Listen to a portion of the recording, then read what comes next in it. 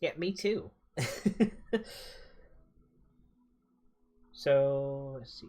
My last stitch was here. I'll point with this, so it's a bit easier to point. So this was the last stitch I made. This one here.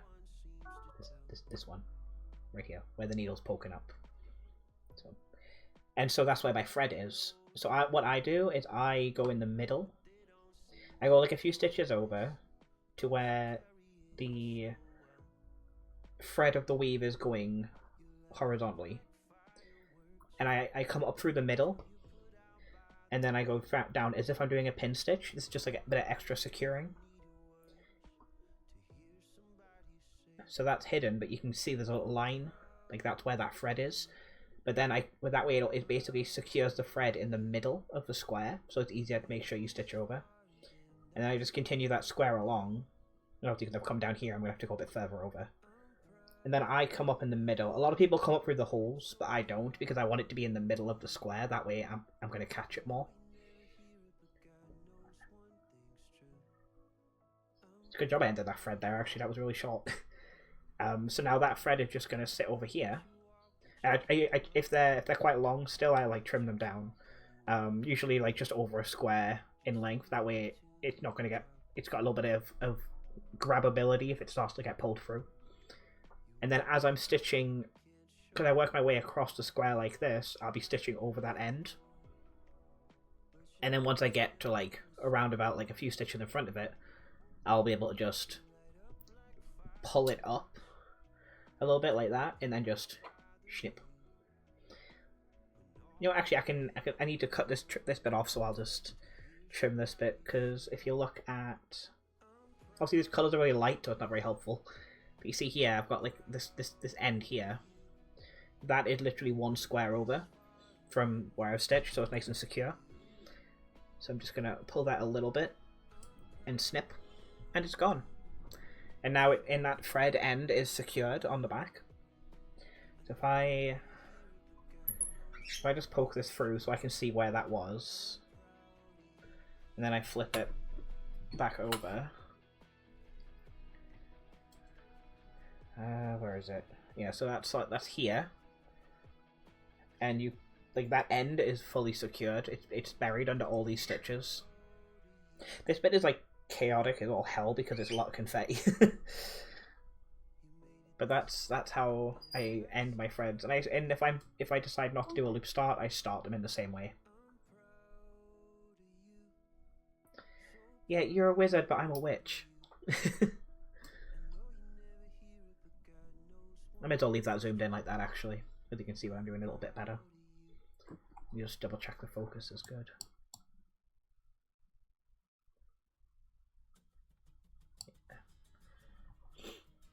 But yeah, there you go. That's my secrets. And then I just like kind of smooth those ends over in that direction so they're out of the way, because these are all the ends that are gonna get cut. And I just use needle minders to like hold all these out of the way. There's another end over there.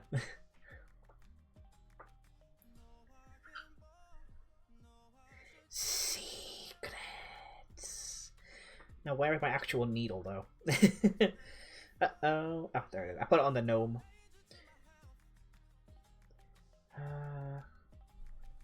And I actually have way more stitches of that color to do in these two squares, but I'm not gonna refred that needle yet because I'm gonna work on getting these ends either stitched in and cut off or stitched in and moved over, ready to then start some new ones to get them out of the way. And I work my way down from the top, and I try to like start as close to the edge as I can. That way I'm making sure I'm burying all the ends. I'll do that one. Yeah, I mean, I got it off of Dace.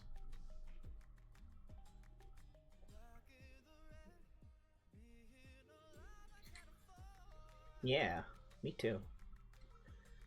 And then obviously I have my mushy as well from Dace, which I want to still be visible, so we'll stick him in the corner there.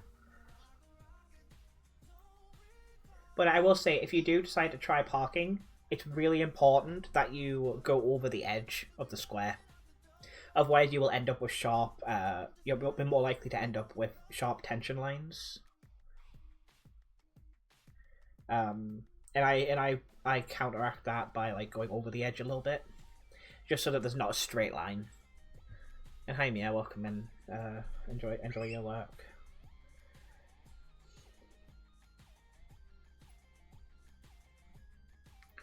Look at Mushy about to attack my stitches. I need to adjust the oh, that's the wrong direction. There we go. Okay, so we're doing 160, which is because if I grab the tablet again, I've selected this one. You see, it's still got the little thingy, so I know exactly where it is.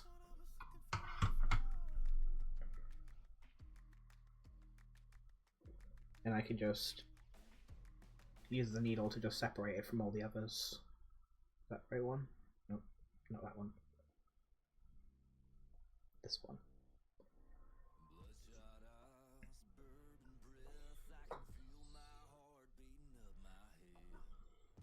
Yeah, the position of the needle of the magnet on the back just happens to make it so that it either lands on his feet or in his hands, and it's so good.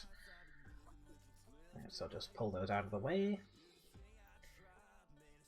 But yeah, now you know my secrets, and maybe you can use them, even if it's just for like small sections. It is a good just to at least know how it works.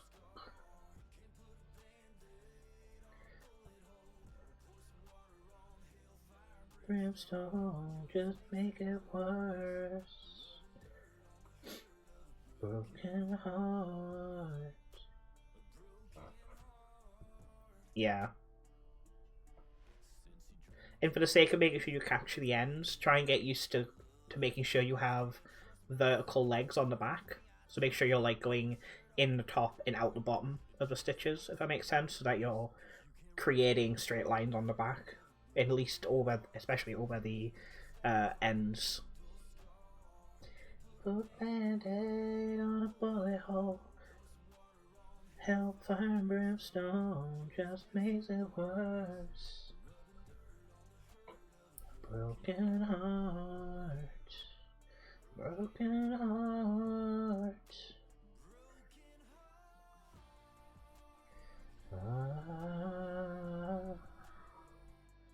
Needle almost came unthreaded.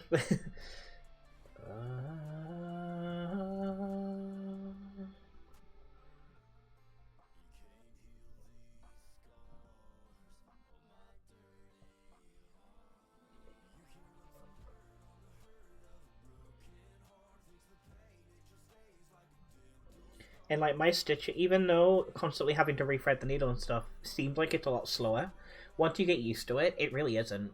Like I still average the same number of stitches per hour, unless of course I have really heavy confetti like I do here, in which case obviously I'll slow down a little bit. But even if I wasn't doing parking, I would still slow down because of all the confetti. But it also means you're less. Here's another advantage: if you don't grid your fabric like I do, you're less likely to make a mistake because you don't have to worry about counting out so far. Because the most you're going to be counting in any direction is 10 or 20 in height-wise in the way I do it. Like I could probably get rid of the grid off of this fabric now, and I'd be fine because I'm parking. But I like having my grid. Because sometimes I do like to just sneak down and get a cheeky stitch. Usually I'll do that if there's only like a couple stitches of that stitch in this like entire area, and it's only a short piece of thread. I'll just be like, well, may as well. Oh,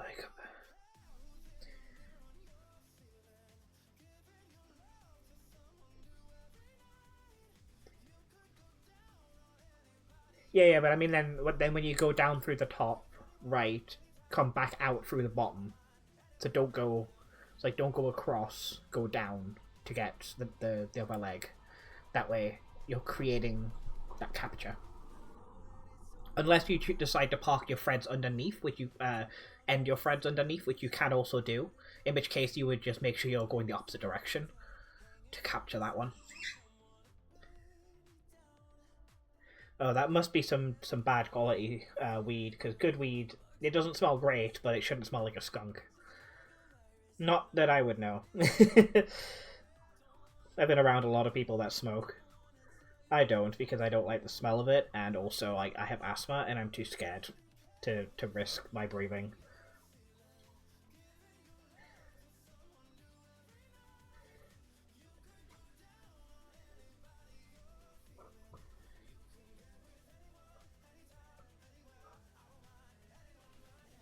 Anyone but him.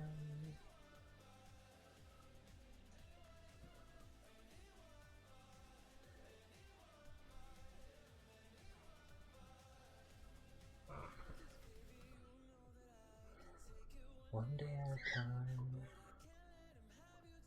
Yeah, I would close the window, because otherwise that smell's going to get trapped in your room. It'll be even worse.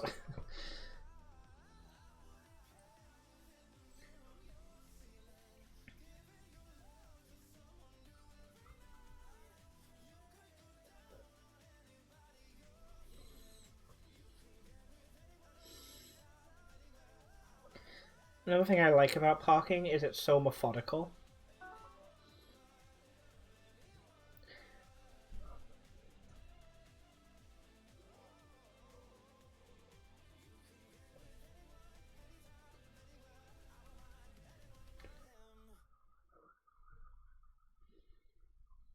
Wait, no, that's not right. Speaking of methodical, I made a mistake. It's just temporary though, just until the spell kind of goes away.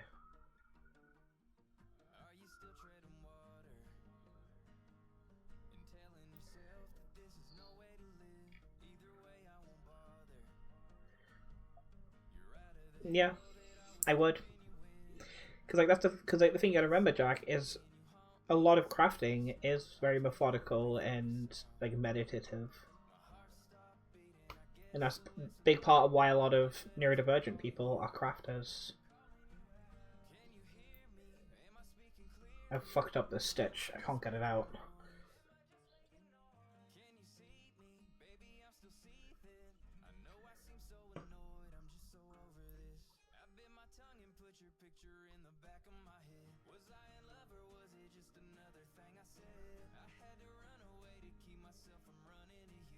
I'm not sure what I've like how I've done this.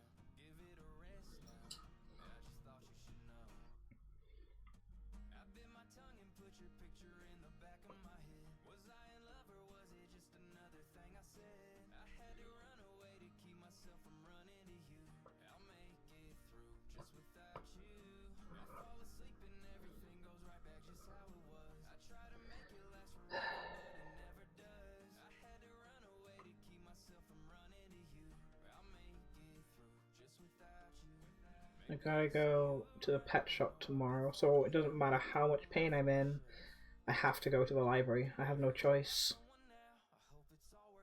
Because the pet shop is right by the library, and if I'm already going over there, like I need, like, there's no point in just heading straight home because that's a waste of money. But I'm probably gonna end up laying on the floor at the library and just be like, I'm fine. Right, I managed to get that off, but I've like ripped the thread in the process, so that's fun. So for this one, I am gonna have to try and deal with that. Right, I pulled that side around the back. Thread the other strand back in.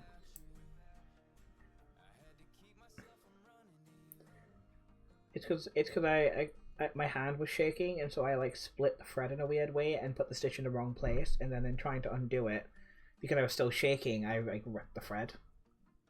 I like split it weirdly. I have one strand, so I'm going to try and trick it into staying in place.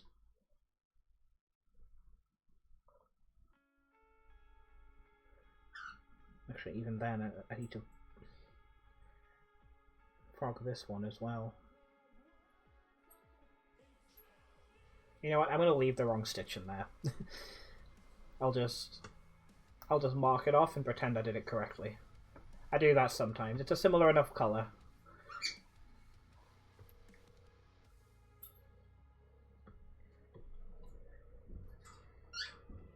Oh, where'd that end go?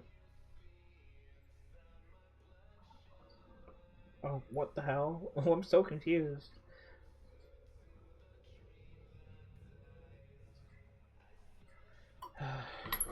Sometimes I do have to flip to try and fix this shit. Oh, there it is. Okay.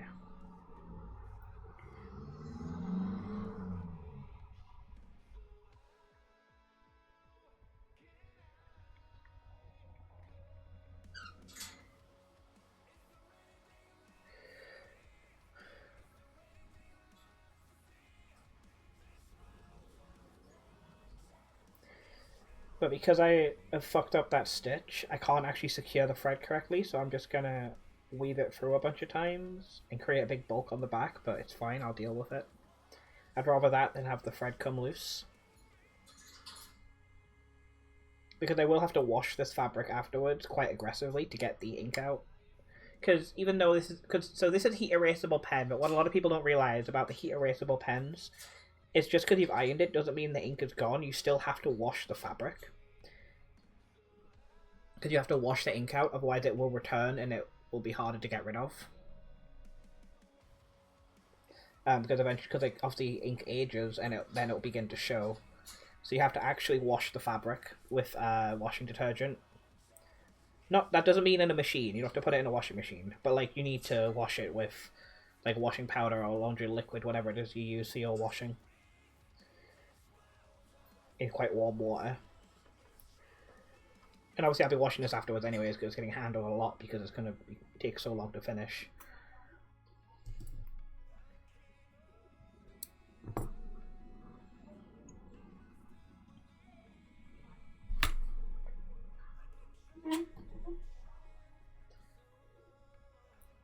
Is this an end?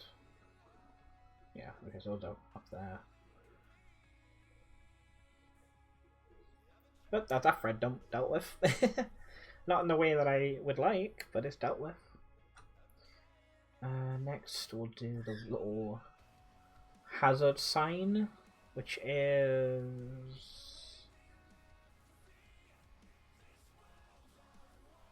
this one, which is also a short thread, so get that dealt with. I try to do like the ones with the least number of stitches. When it's a new thread, I pick whichever color doesn't already have a thread parked for it, obviously. And if it has the least number of stitches within that my 10 by 20. That way I can get the lesser numbered out of the way, and then I can cover all of the ends and jumping around with the larger number of stitches, if that makes sense.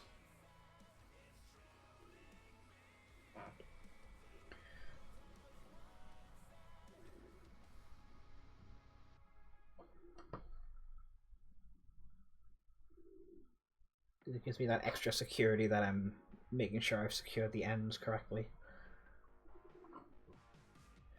The pigeon that lives above my window is talking. I hope you're enjoying his noise.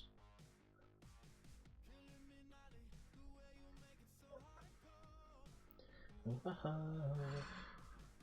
if you want to try out parking, I would suggest doing a small project that has like solid blocks of color, not necessarily like not solid blocks of color, like one color, but like not necessarily like it doesn't have to be a full coverage. It could be a project like the project that I scrapped, the Daruma, the unconventional body parts.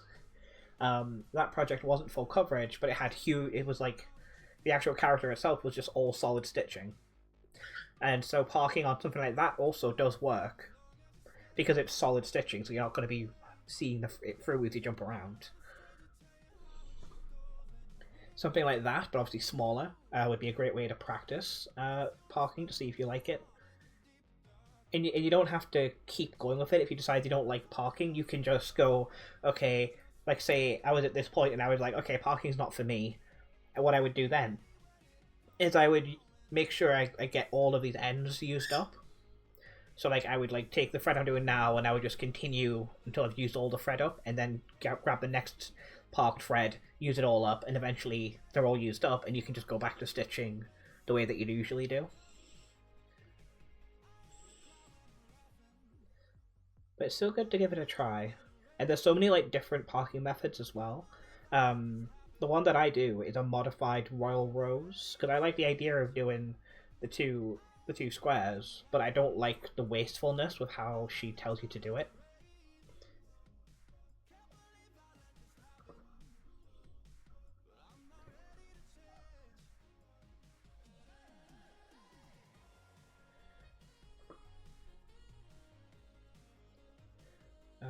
Pigeon.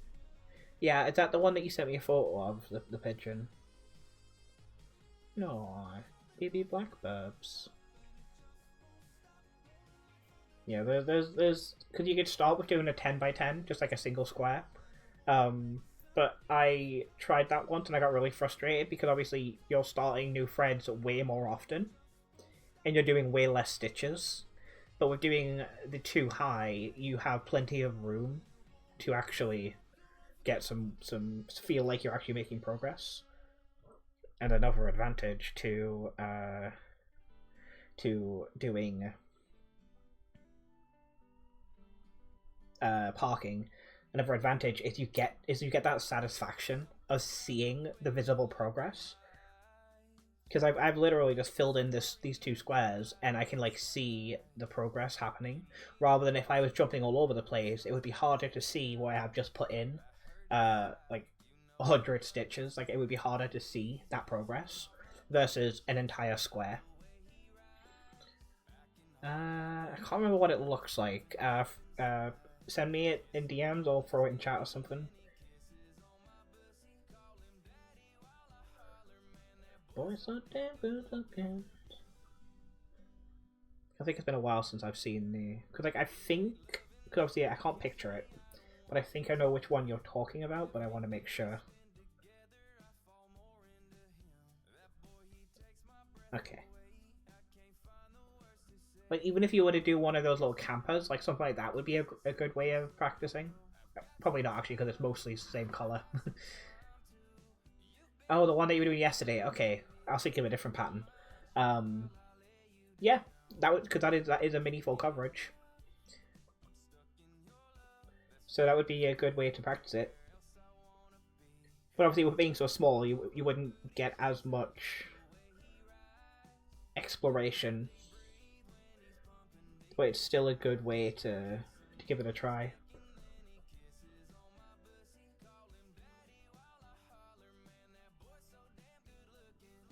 I think isn't one of the quests on Pixel Stitch, isn't there RPG Stitch, whatever it's called, isn't there a quest where it's like try something new?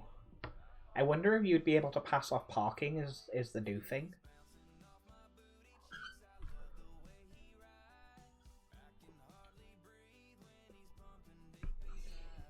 Because I swear I saw something, but I can't remember like the specifics of it. Boy, so damn good looking. You helped me find a love I've all felt in my dreams. Okay, this thread is so close to the end, I am just gonna stitch these stitches. Just because there's literally no point in not doing it. Because there's only like 2 or 3 stitches left. But this is where I would break the parking method to just get these last like 2 or 3 stitches in and end the thread.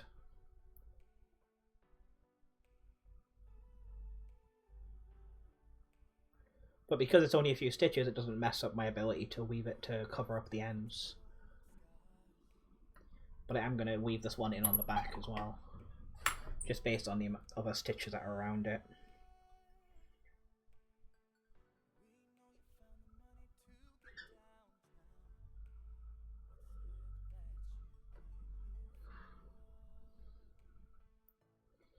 Because that's also at the very edge of where I'm going on this pass through.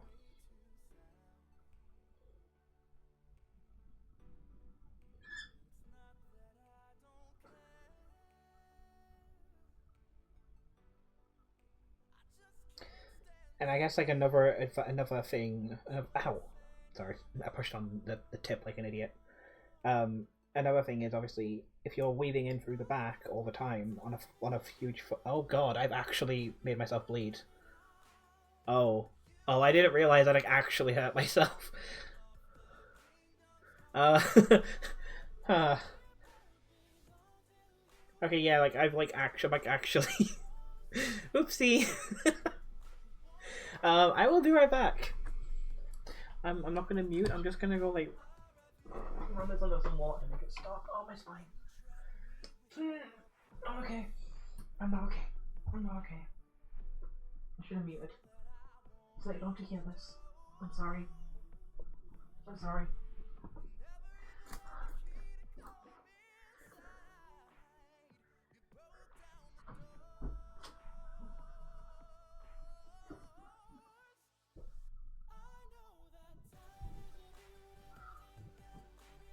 In the hallway.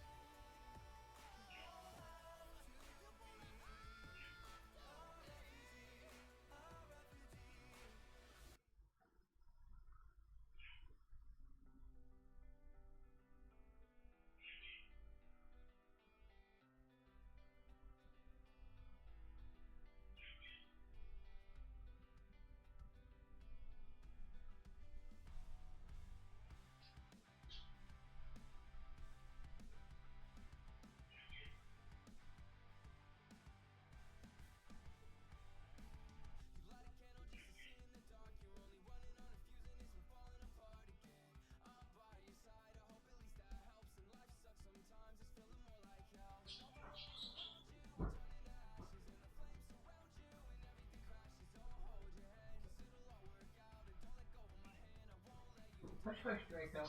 Shush.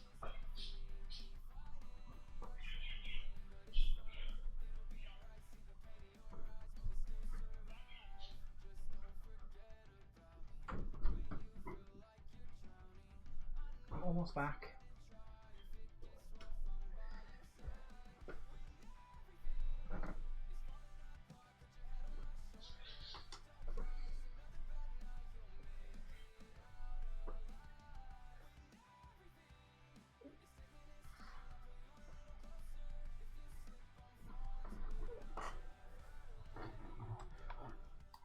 I definitely should have muted so that you didn't have to hear me in pain trying to make it to go wash my hand of blood.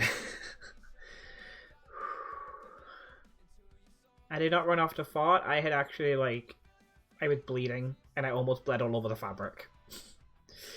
I stabbed myself with the needle.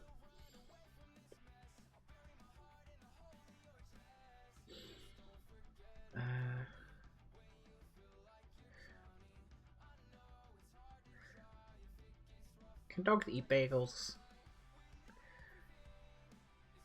Oh yeah, like I accidentally pushed on the wrong end of the needle, and I responded with pain. I was like, ow, and I was like, I just stabbed